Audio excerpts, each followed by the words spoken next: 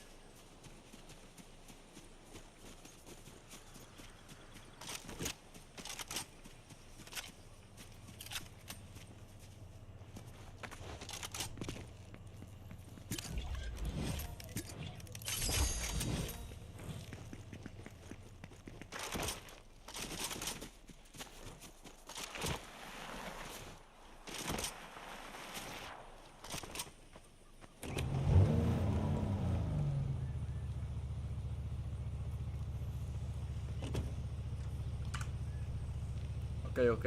Vamos aquí.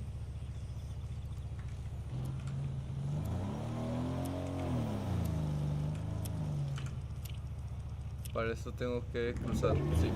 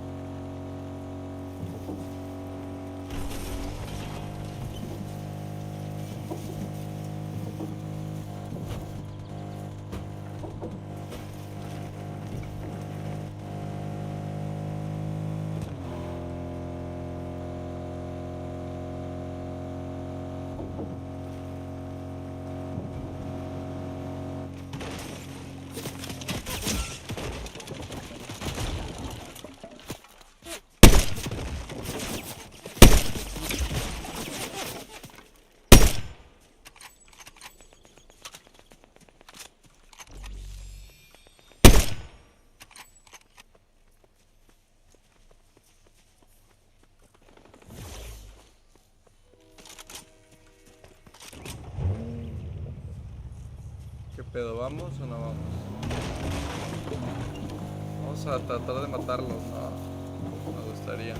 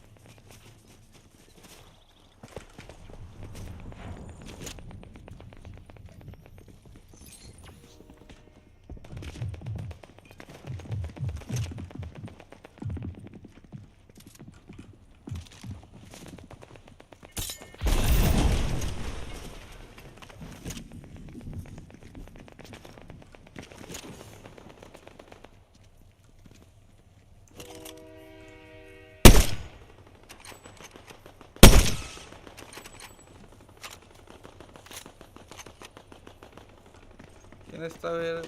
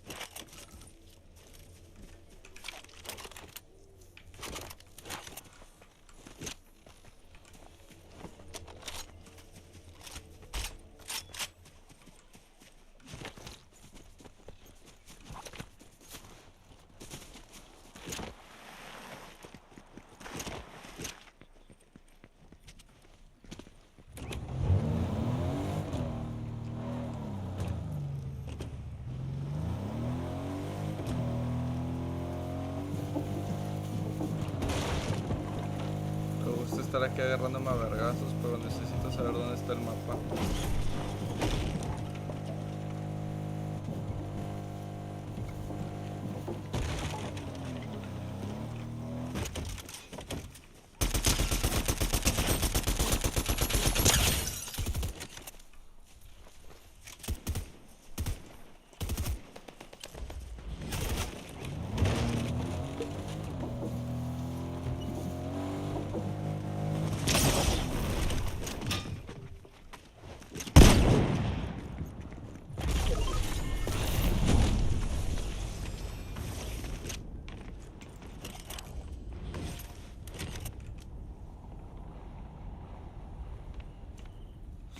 puta madre, güey. Cómo vuela todo el mundo, se va a la verga, sí.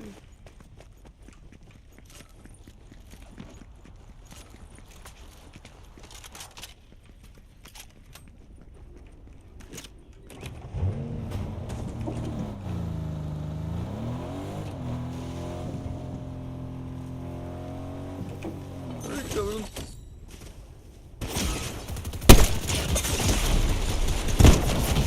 Ah, pues sí, güey, me quedé viendo, güey. Pinche puta madre. Ay, este pinche stream, ¿cómo se ve? A ver.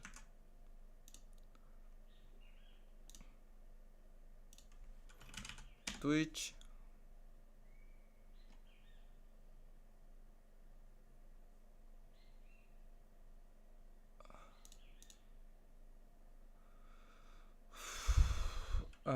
Eder es...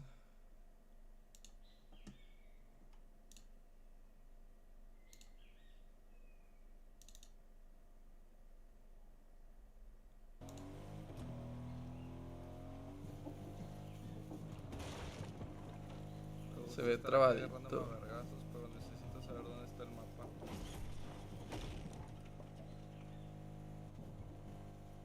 De repente la compu no da, güey.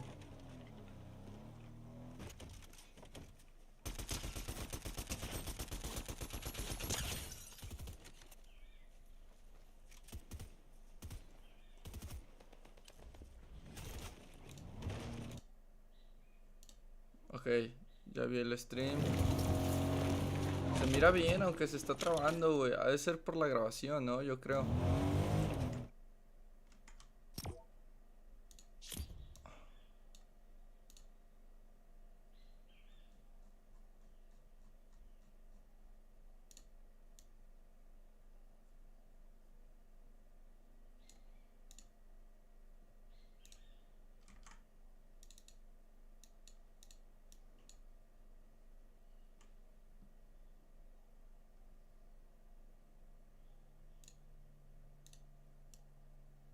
Ey, qué pedo, bandita, voy a jugar Fortnite.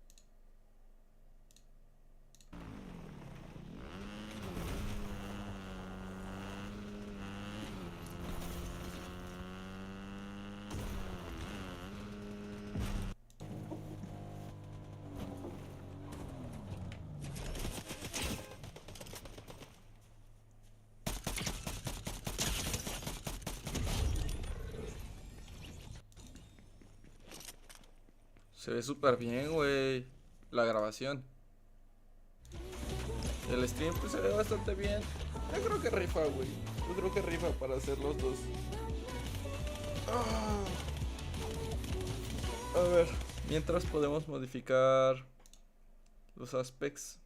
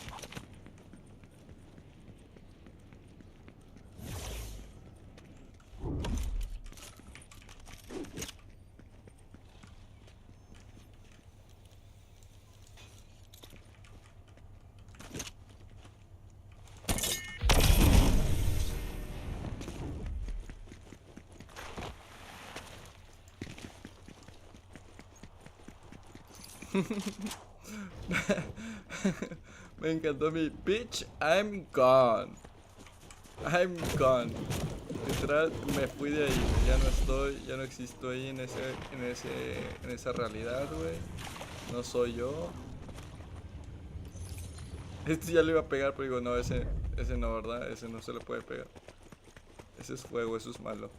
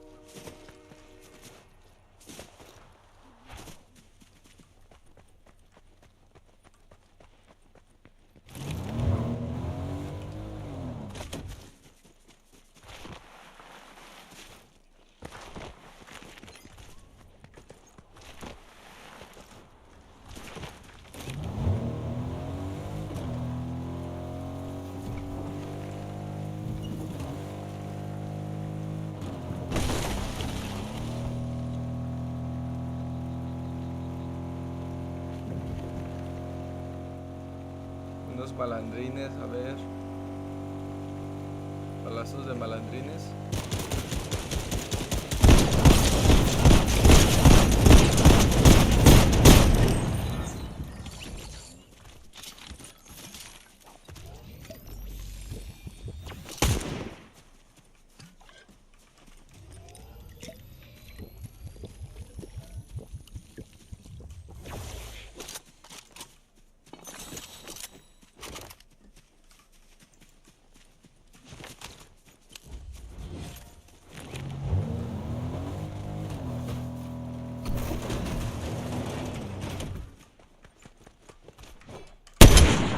Oh, fuck me, güey.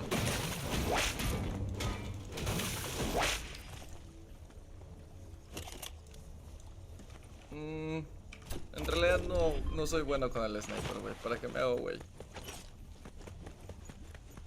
Mi fortaleza está en otras cosas.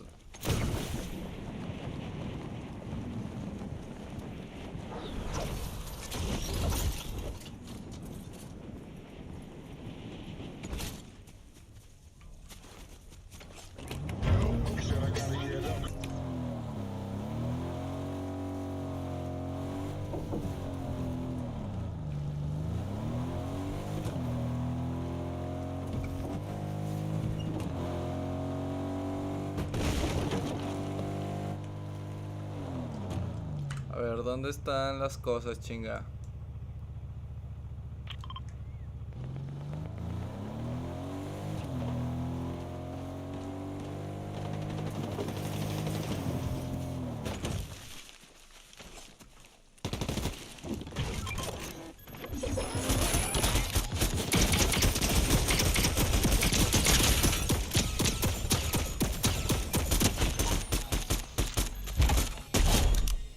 Adiós, papi, te alcancé a matar.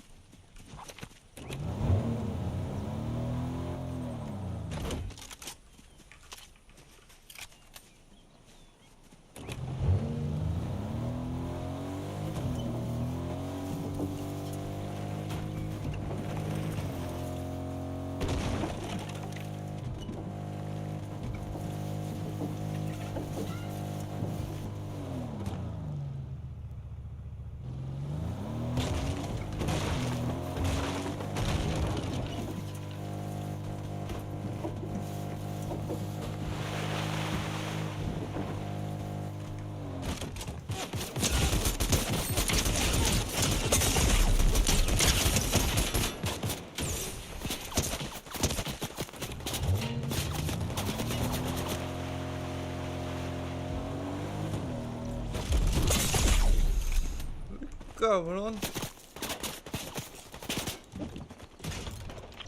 ¡No!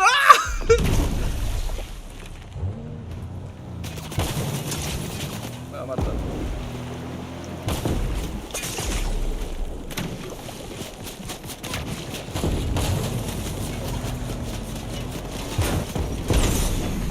No mames, lo jugué pésimo, güey. Lo lancé al agua, güey. Lancé esa verga al agua, güey. Eso estuvo muy chistoso, güey. Ya ni pedo.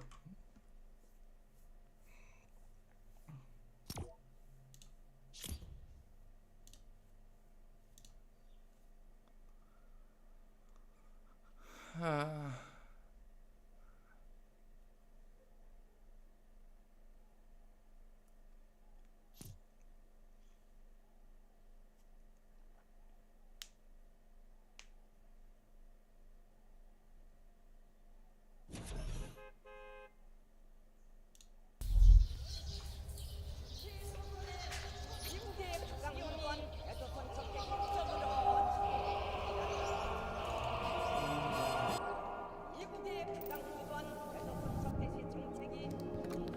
I'm looking into North Korea for the first time in my life, and it's kind of surreal.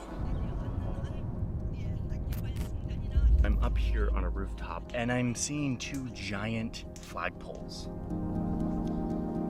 I mean, that is a massive flagpole.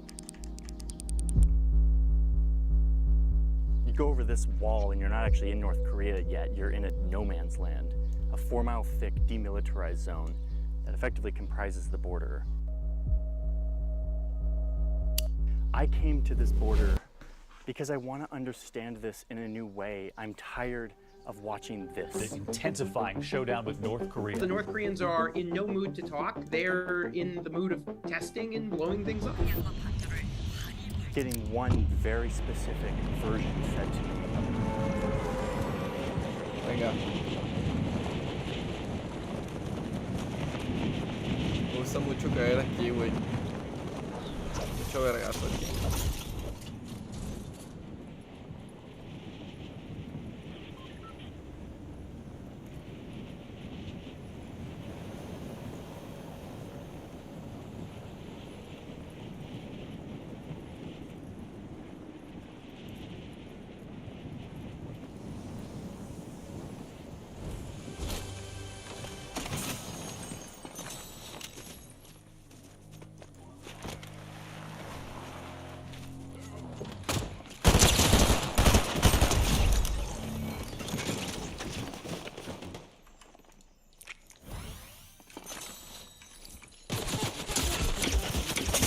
Uy, cabrón.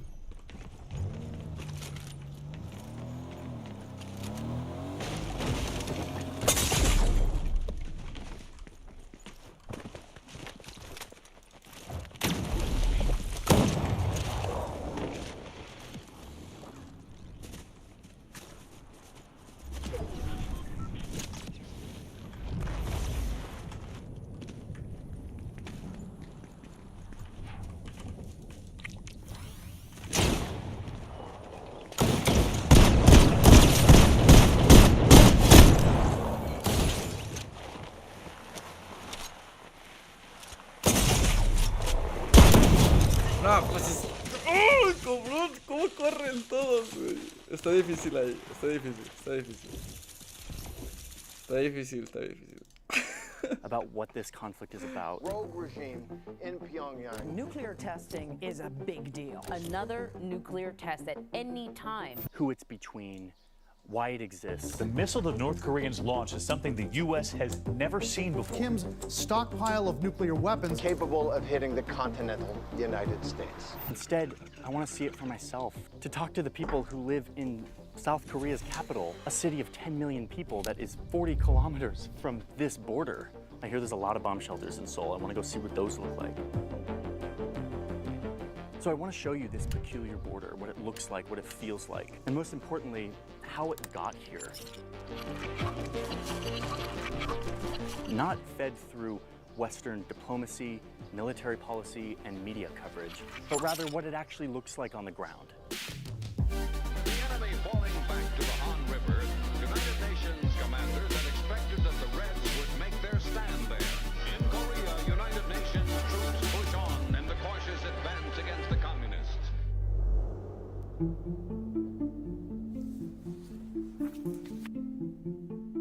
I'm drowning in some of the coolest evidence I've ever touched in my life, which are original telegrams between Stalin and Kim Il-sung. I've got a ton of this stuff, and frankly, it's very, very useful for understanding this border, this line that divided the Korean Peninsula. What I first need to do is thank today's sponsor who made this ambitious video possible.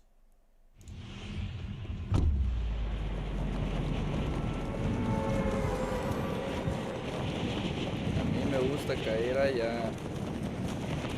Estoy probando, ¿no?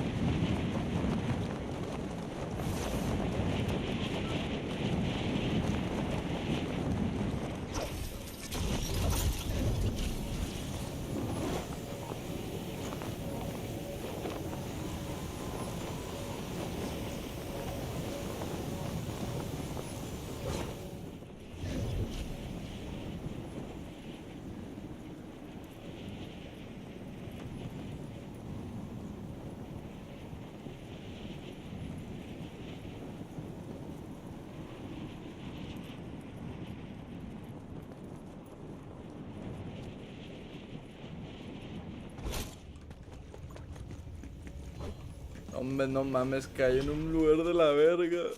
Ya me la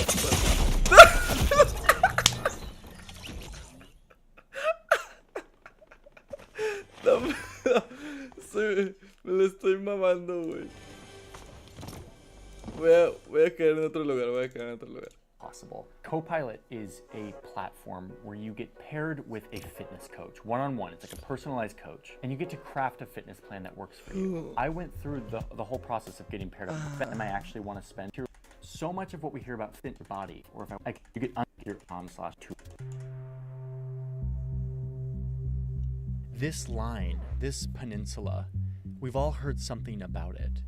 I studied this line a lot in college and in grad school, at the think tank I worked at, but for this story I wanted to throw out all of that training, all of that perspective. I wanted to approach it with a new lens, one not steeped in the assumptions and biases of American foreign policy, media, and military thinking. So let me show you my new perspective on how this line came to be. Korea was an independent, unified place until the early 1900s when Japan annexed it as a part of their conquest of Asia. Then the world responded, beating them back and crushing this growing empire. That's World War II. The winners of the war got together and decided that yes, we just liberated Korea from Japan, but no, they are not ready to be independent just yet. The two most powerful allies decided that they would each occupy half of the peninsula for up to 5 years. Then Koreans could have one independent country, this whole peninsula. Most Koreans, of course, hated this. More colonizers using their peninsula as a military base. But the great powers didn't really care. So late one night in 1945, right before Japan surrendered, two US military leaders got together here in the Pentagon and pulled out this map. This map, actually. This is a 1942 National Geographic map that these two military leaders used to split Korea. They eyeballed this peninsula and they proposed this line here at 38 North. It's like a latitude line. And surprisingly to them, the Soviets agreed. 38th parallel, border of North Korea.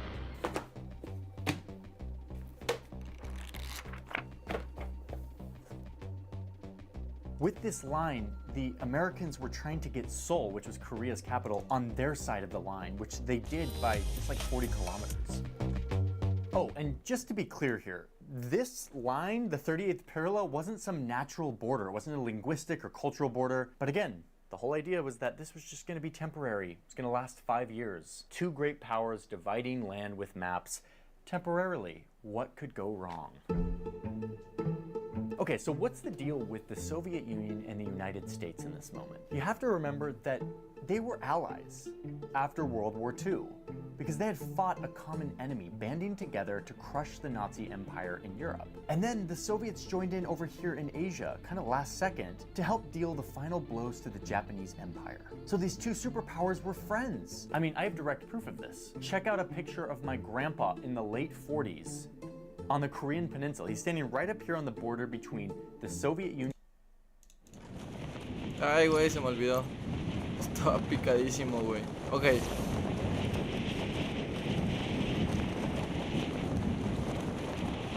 Venga, vamos a ver.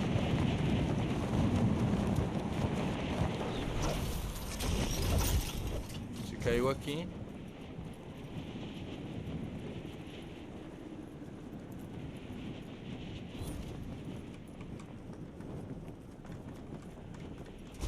Ok.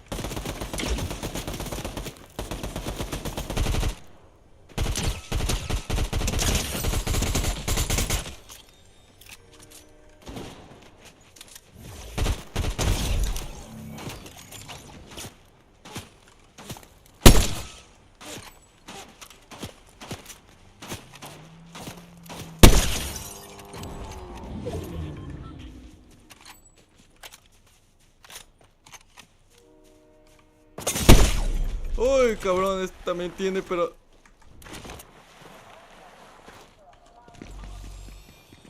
Uy, cabrón.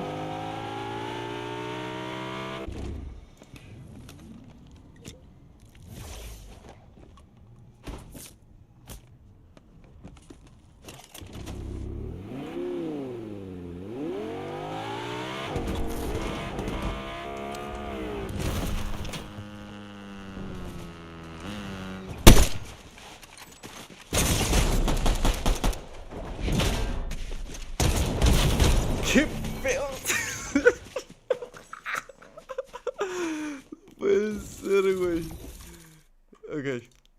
Union and Korea. And he's hanging out with a Soviet soldier with a big smile on his face. The Soviets and Americans were allies, they were friends, they had worked together here. But very quickly, they started to realize how much they actually weren't friends, and that they thought very differently about how the world should work. And in fact, now that other big empires were out of the way, the entire world was now a chessboard, open for them to make their moves to ensure that their ideology would become the new way of the world. Yes, we want to give Korea back to the Koreans, said the Soviet Union and the United States, but will it be an American-friendly capitalist society or a Soviet-friendly communist society? Meanwhile, the local Koreans, at least most of them, were hating all of this. But there was one Korean who was not hating it.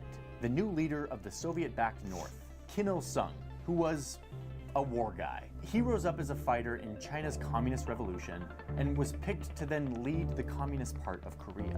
Kim wanted to unite the peninsula under communism with force. But he couldn't do that without the blessing of his Soviet supporters. Mainly this guy, Joseph Stalin. And this is where the evidence we found gets pretty juicy. Among communists, Kim is the last to maintain a personality cult. Okay, check these out. These are telegrams and conversations between Joseph Stalin and Kim Il-sung. I mean, this is like the best. When you are looking at original conversations in the original text from these great leaders, which have since been declassified by the presidential archives in Moscow, you learn more from this than you do from any textbook or any master's degree. Because this is like the horse's mouth. This is what they were actually saying. You start to get the first insights into how the Cold War would start to play out. The logic, the calculations, the fears, the goals. Okay, so it's 1949. Kim Il-sung immediately goes to Stalin asking for some... Ok, ahorita lo vemos. Ahora sí, perros. Este voy a echarle ganas.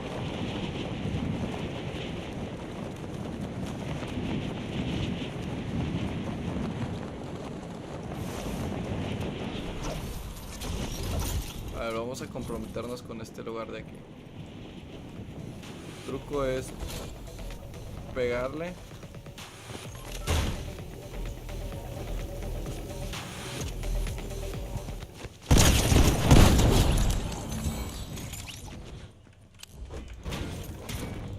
Adiós, chamaco.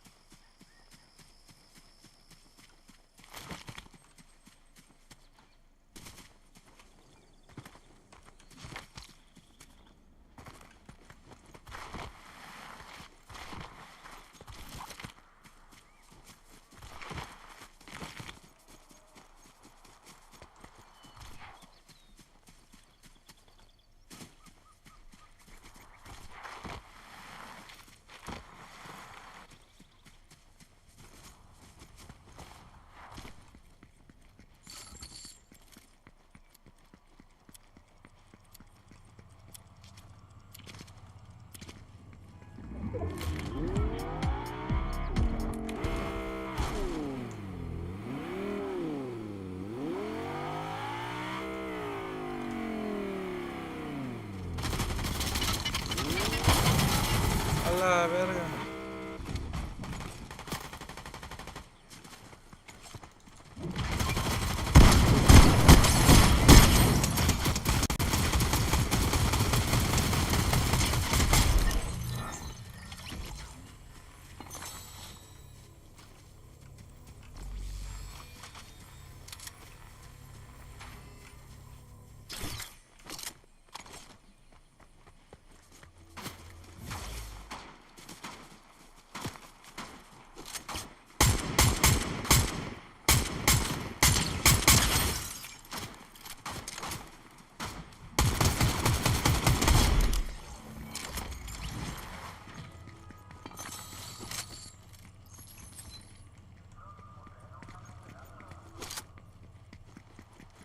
Ok. El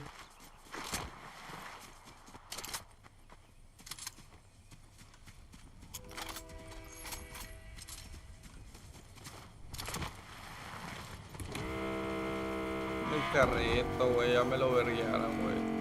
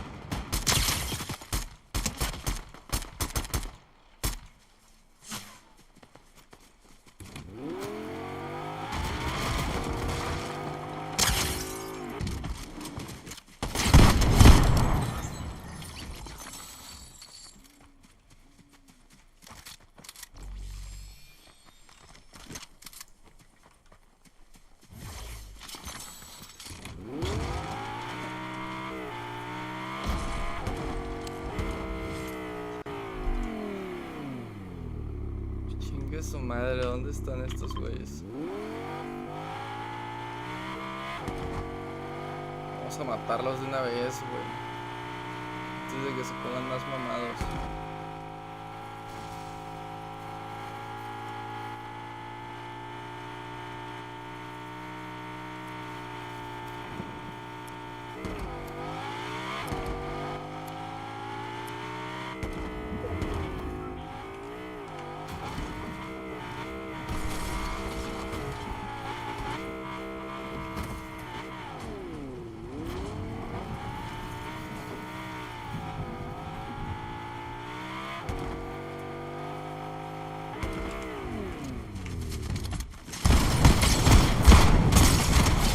No mames, Eder. Ay, Eder. Te le bajaste en la cara, güey.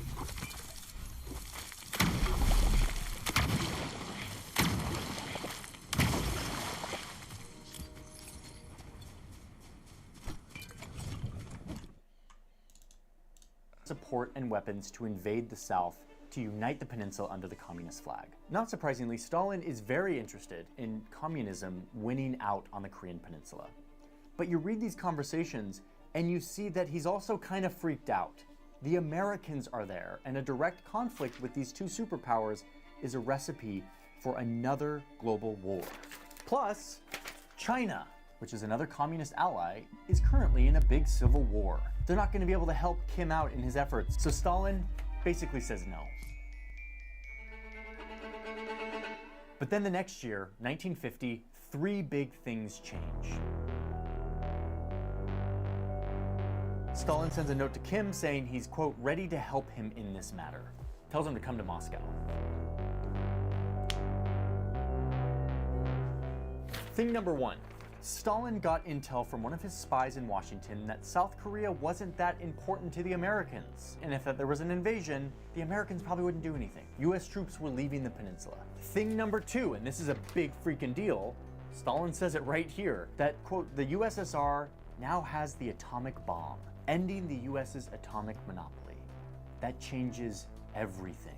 And thing number three, and again, we see this in another conversation, Stalin says to Kim in one of these meetings, the communists in China had just won their civil war. They control China now. They're not busy with a civil war, and they'll be able to help with an invasion of South Korea. With these three major developments, Stalin now feels secure that the US won't come to, quote, challenge the communists in Asia. It would be an easy victory. Oh, and at the end of all these conversations, Stalin is like, side note, we will support you, we will give you weapons, but we're not going to send troops. Go ask Mao for those, which is exactly what he did. So do you see what's happening here? This is like Cold War, like crash course. It is spies. The prevailing mood is not to interfere in the US. It is global ideological alliances. Chinese victory is also important psychologically. And it is nuclear deterrence. The USSR now has the atomic bomb. The seeds of the Cold War are sprouting. After 3 years of preparation, the Soviet Union and its North Korean puppets were ready. Troops and military equipment poured down from the north. So then, Ay, cabrón, está, güey, siempre se me olvida el pinche. La pinche partida, güey. Es que está buenísimo el video, no mames, güey.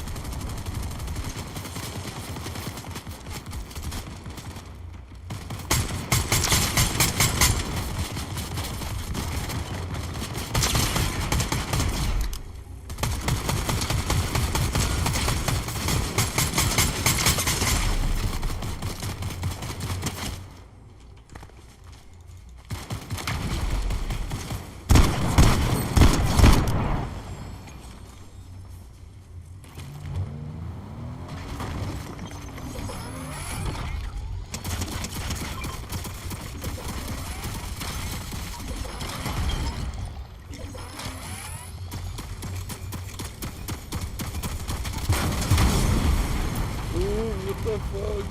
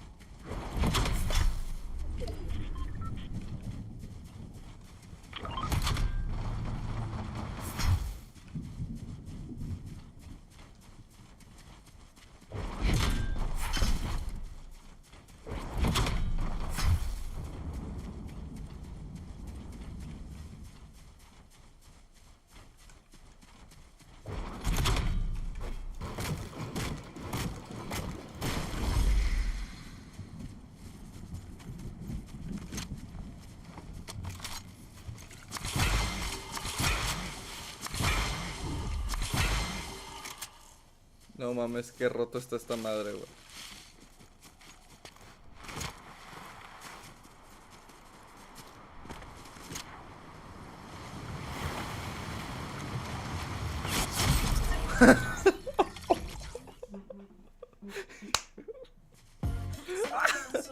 Ah, es el mismo hijo de puta, güey. June of 1950, it happened. Some 75,000 soldiers from the north blast across this line, a line that 2 American military guys had drawn 5 years earlier. June 25th, 1950. ¿Qué pedo, allí? No te vi, güey. And as Kim Il-sung predicted, his troops quickly took over nearly the entire peninsula. But Stalin's calculation was wrong. Back in Washington, President Truman wasn't going to let the communists take over the Korean peninsula. The future of civilization depends on what we do, on what we do now. He got ready for war, bypassing Congress to prepare to get a bunch of UN nations together to come to Korea's rescue. Obstacles, United Nations forces drive on to the 38th parallel, border of North Korea. The details of what happened next are astounding, and frankly, I have no idea why I didn't learn these details in school. This was a brutal and long war, incredibly destructive.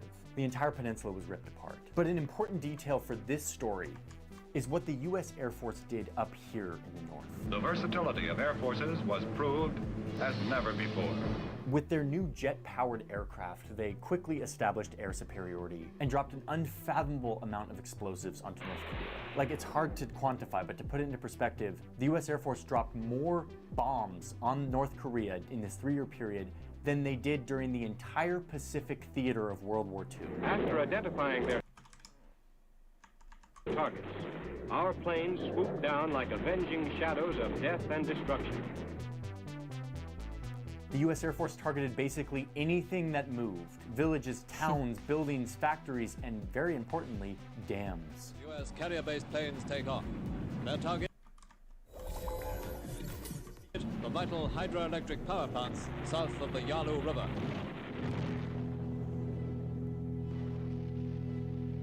Unleashing a flood of water that washed away villages and killed the water supply to rice and other crops, leading to an excruciatingly slow starvation.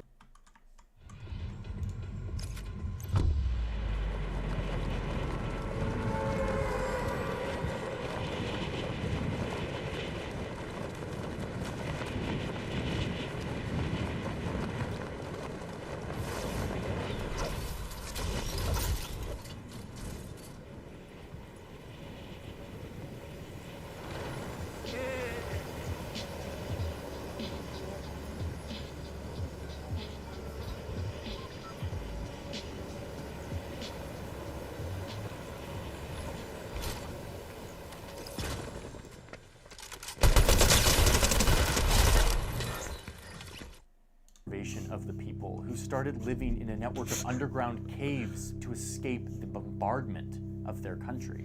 An advance whose purpose, General Ridgway states, is not to seize